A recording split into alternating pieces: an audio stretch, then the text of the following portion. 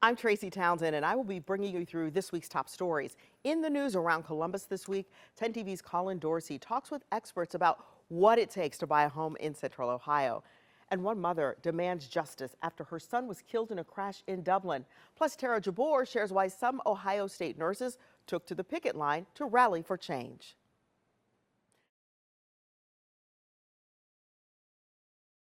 If you've ever ventured into the process of buying a home, you know how daunting that entire process can be. But this collaboration between Fifth Third Bank and a couple city organizations hopes to take some of that stress away from potential home buyers. I don't think anything's affordable in today's society. Justina Brown is just starting to get her feet wet in the world of buying a home. For her, it's all about learning as much as she can before she makes a move. But I just want to get the business aspect together so that I have a better understanding. The Homebuyer Resource Fair was a place for Brown and others to get what they needed to know. You kind of start thinking about, I want to buy a home. Has it been a forever dream? At first, no. At first, no, because I see the stuff that homeowners go through. But over the last couple of years and this past year, one of my good friends, her and her wife bought a home. The Ohio Housing Finance Agency just put out its 2025 Homebuyer Guide to help first-time homebuyers take their first steps. First, meet with a lender or an advisor to see how much you can afford right now, or if you need to save for a bit longer. Then consider finding a real estate agent you trust to help you find your home. Finally, make the offer. But there are some things you can't forget about. You'll want to get a home inspection and make sure it's done on time. Also, get home insurance before you close on the home. And don't forget your other expenses and to consider a rainy day fund just in case. Mary Propes is a financial wellness manager for Fifth Third Bank, helping people navigate those steps, and says home ownership is still in reach for a lot of people, but it takes careful planning, maybe 1 to 5 years of planning. She also says be careful not to overspend and fall into the trap of being house poor. You can, but should you? Kind of thing. You shouldn't, no. When you get that max number, that's that max number, not including considerations for all the other bills that you might have to pay. For Brown, she knows a home is right around the corner. Let me go ahead, because we're going to be having our house very soon, okay?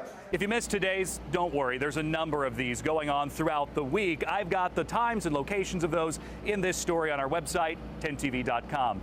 Colin Dorsey, 10 TV News. A young man with endless potential is how Rosalind Perry describes her son, Ethan. He was living his best life. Ethan had an old soul. And so he was so many things to so many people. She says she spoke to him just hours before he died. He said, "Mom, I'm going to go play a couple of more games on the Xbox and then I'm going to get wings." And I said, "Okay, be careful." So he was coming from getting wings. According to police, Burton was initially speeding, traveling the wrong direction on US 33. At that point, that's when police say he turned around, in which he hit Perry, who was traveling eastbound. Records say the former OSU football player admitted to drinking alcohol before the crash. Burton is now charged with aggravated vehicular homicide. My baby was the best thing that I have ever done on this earth. He was the best thing I'd ever done. And for somebody to just take his life because they can't put down a drink of alcohol, it's not fair. Family and friends gathered at the crash site Sunday evening, honoring and remembering their friend they say was taken too soon. It makes you angry because all it makes you just think is someone knew what they were doing, but yeah, they still did it and knew what the consequences was, and because of someone's actions, ended up taking someone's life. Rosalind has this message for Burton. I do not understand why this has happened. I don't care about this football player. The bottom line is he needs the severest of penalties.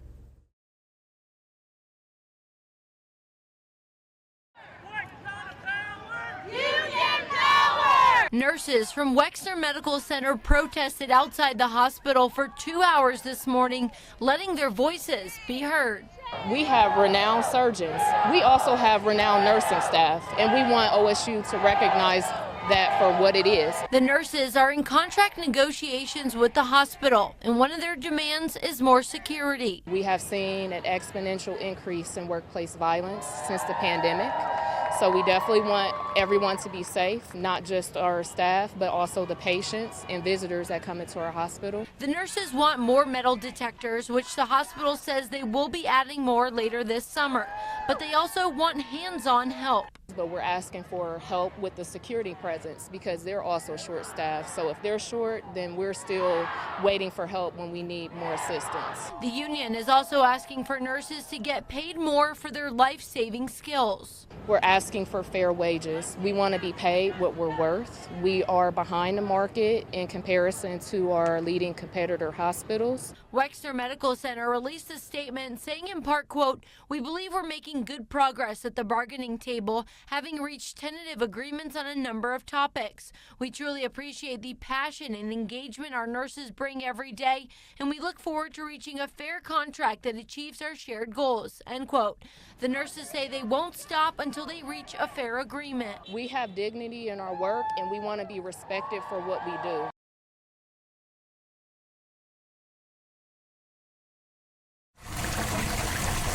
By the year 2050, Ohio is expected to experience a 30% increase in extreme rainfall events, which could further strain water treatment systems and reduce clean water availability during flooding. That's according to a report released by the American Society of Civil Engineers. You can build the biggest water plant in the world, but if it's not protected against other elements out there, it's gonna impact the community in a big way. The report went on to say that the state needs to do more to remove lead and galvanized pipes. Columbus is already doing it. It says the state's water lines, some of them 100 years old, also need replaced. Why did Ohio get a D+ for drinking water? There's a lot of factors that go into that. One is age of systems. The report says water demand in Columbus is expected to increase 10 to 15% by 2040, requiring expanded treatment capacity.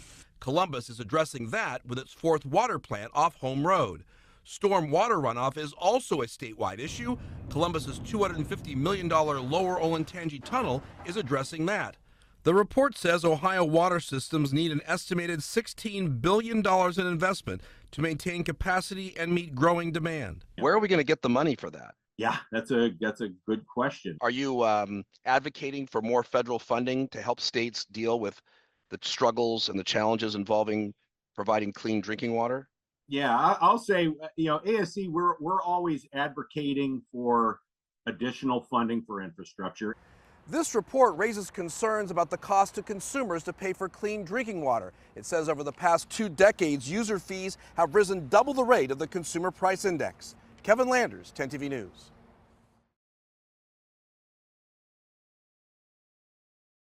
The heat is here and you can feel it every time you get into your car.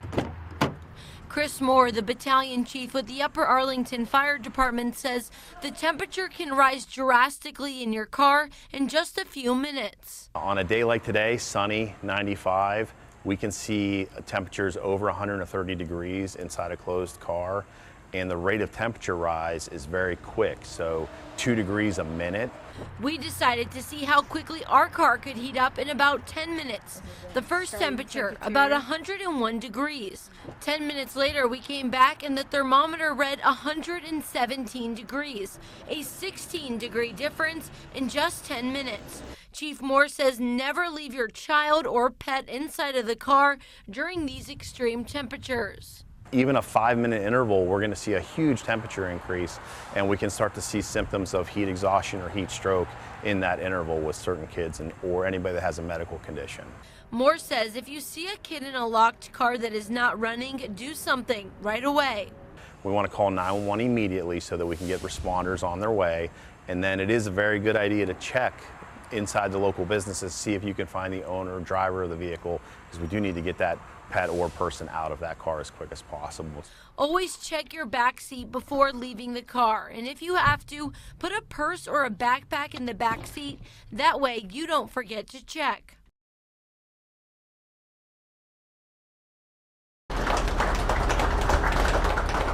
He's happy to be alive. We weren't sure he was going to survive. That was a rough few days. A showing of respect and support from his brothers and sisters in law enforcement after a month-long recovery at Grant Medical Center to honor a Mifflin Township police officer who has dedicated his life to his career. He was my first training officer coming out of the academy. That's how far back we go.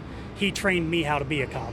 Mifflin Township Police Chief David Briggs says he's worked with this officer for more than 20 years. Trying not to break down and cry. Nobody wants to see a grown man cry on TV. The fateful day that led to this moment started out as a traffic stop for a suspicious vehicle near the intersection of Mecca Road and Purdue Avenue. He and another officer engaged with the driver of the car as the passenger bailed out and started running. As the officers chased the suspect, he pulled out a gun and fired multiple shots at them. One officer was struck multiple times, including the face. The other was struck once in the right arm. Chief Briggs also gave an update on that officer's condition. Better. He's still in physical therapy, trying to regain use of his hand. The suspect, identified as Devontae Dixon, was tracked down 2 days later. Since then, 9 others have been arrested, accused of helping Dixon hide from law enforcement. Chief Briggs credits the detectives at the Franklin County Sheriff's Office for their thorough investigation. They followed up on every lead. The U.S. Marshal Service, they followed up on every lead. They worked together. It was a wonderful thing, and anybody who helps a violent criminal deserves to be punished. Now, this officer will be able to continue his road to recovery at home. He's happy. He's excited to get home to his family, to his child. With the full support of his department and others behind him. What affects one member affects us all. This is a great, great day. Our brother is going home. We could not be more excited. The attack happened in this neighborhood when the victim says she was on her way to deliver some groceries to an elderly family friend. She says she started to walk up to his next door neighbor's door by mistake when the dog looked at her, then attacked. And one of the things I have to do now is like sit in the shower. Simone Helms is moving a little slower these days. The wound is like this big. And yeah, it's just kind of changed my whole reality. She's had 3 surgeries and spent 2 weeks in the hospital after a dog attacked her in late May. I'm about to say I have buckets and buckets of medical supplies. Between the nurse visits to dress her deep wounds and physical therapy appointments to relearn to walk, she deals with the emotional scars. You know, boxers go 3-minute rounds. Female boxers go 2-minute rounds. I went 2 minutes with a pit bull. 2 minutes is a long time to be fighting somebody, especially a dog that is literally ripping you apart. I got bit 8 times. According to Franklin County Animal Control, the dog was unsecured in a neighbor's yard when it happened. It's now been designated as a dangerous dog, and the owner, who's facing several misdemeanors, has about 10 more days to comply with that designation, meaning he'll have to put up a dangerous dog sign like this and a fence with locks, or keep the dog on a chained leash and supervise when it's outside. But until then, the dog is still in the front yard with a chain but no fence, and it makes Helms nervous. The pain I'm going through, I wouldn't wish on an enemy, so I can't imagine some kid or somebody gets bit next. She's finding hope in Avery's law, passed unanimously by the House last week, that would allow animal control to seize a dog after a first attack and let a judge decide its fate. That made me hopeful that they're going to at least do something. Franklin County Animal Control is still investigating this case. The dog's owner is due in court on July 9th. Reporting in Linden, Carla Rogner, 10 TV News. This is a big moment for one of Columbus's most iconic venues, and the renderings that we have show a modernized and also a reimagined arena.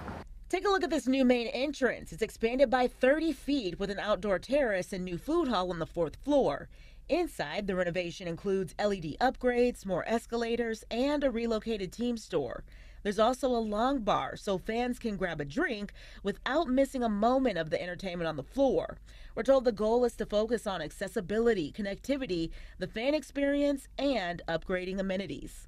This is a good way to get the conversation started, get people excited about the next 25 years and the improvements we'll make to get to where we're going and where we need to be to continue to attract world-class events to Nationwide Arena. And when it comes to construction, we're told that this will happen in phases over the next 4 to 5 years and with help from public and private partners. Reporting from Nationwide Arena, Kiara Lake, 10 TV News.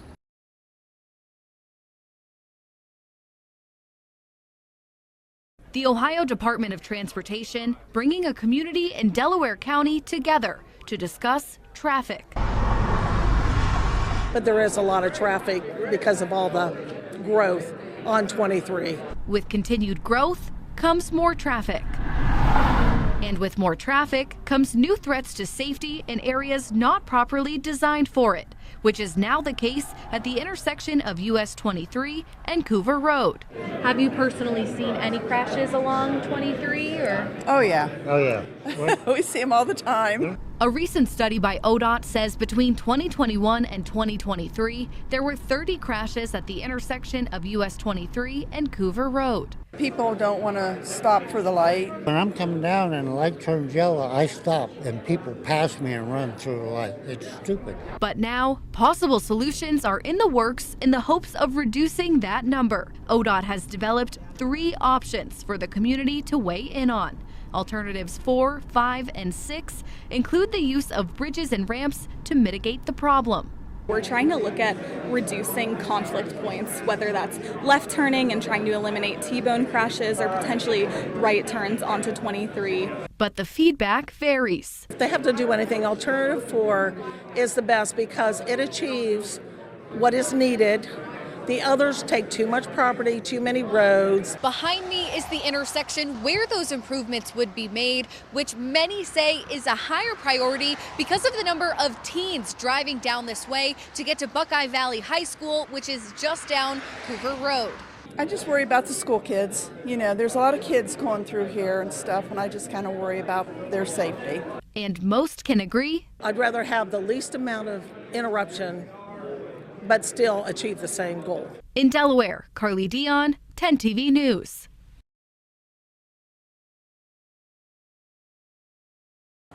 According to the airport, these 5 cities are the most popular destinations for people flying from Columbus. But knowing what months to fly to them can save you money.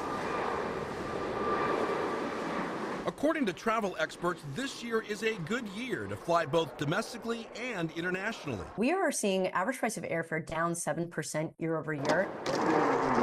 When it comes to flying out of Columbus, knowing when to fly and not to fly can save you money.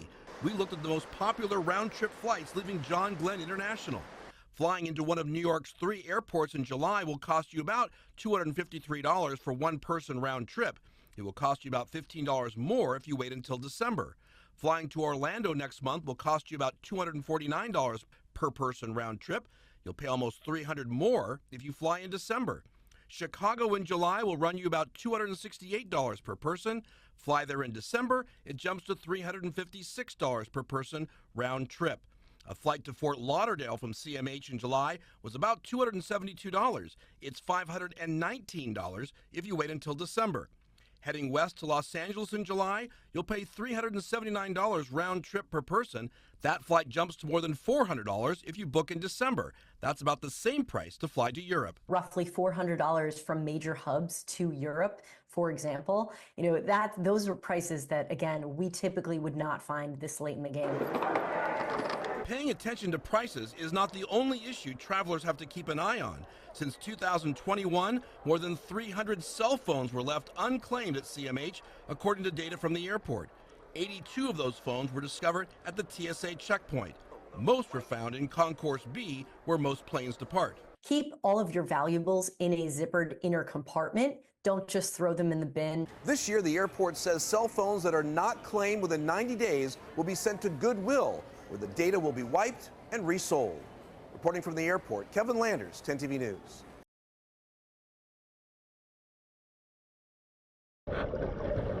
This is how he starts his day. This has never really been done before. A day that leaves few moments for Matthew to come up for air. I think like everyone else, I thought that it wouldn't be possible to do both. These laps are just the beginning. Starting my day with a workout is my favorite thing to do. Because his days are a marathon. Then I was left with the decision, do I kind of take a little bit of a leap of faith? That leap brings a quick change and a walk across campus. Medical school is super stressful, and having something like this has actually become my best way to cope with the stress and to cope with kind of everything that goes along with being in healthcare. Matthew's in his third year of med school with a balancing act to be both a doctor and an Ironman. You know, you've been in the clinic 10 plus hours and like you come home exhausted. You know, you don't want to do a workout, but like I've made a commitment to myself and to other people to do this. The training for both is constant. Hundreds of miles of riding bikes, running, and swimming, plus studying. Crossovers between medicine and triathlete, and I think the most important one is how do you handle failure and how do you act under pressure and how do you adapt to situations that don't go your way. But his why is bigger than any challenge. I wanted to have a mission and a purpose to do triathlon that was bigger than myself. And so I've had a lot of close friends and family in my life that have had cancer, and I decided to use it as a way to raise awareness about cancer screening, the importance of cancer research. So if Matthew starts to struggle on the course, when I have moments that are really tough, and the thing that I always come back to is those people in my life that have fought cancer, and because what they had to go through is way harder than anything that I'm doing. he writes their initials on his bike, a reminder that they're always with him, including earlier this month in Australia.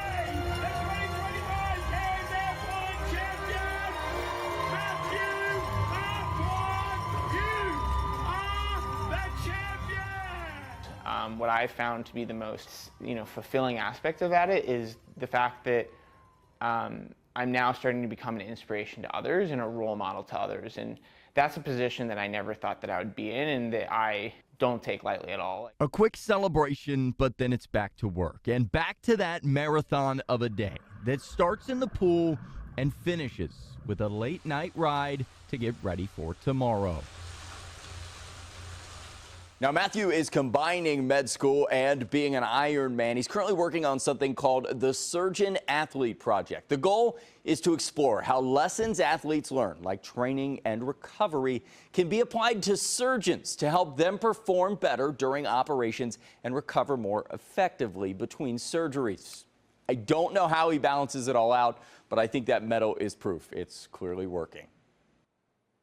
Thanks for joining us for Around Columbus, where we share impactful stories from across Central Ohio to keep you safe and informed. For more news, be sure to download our free 10TV News app.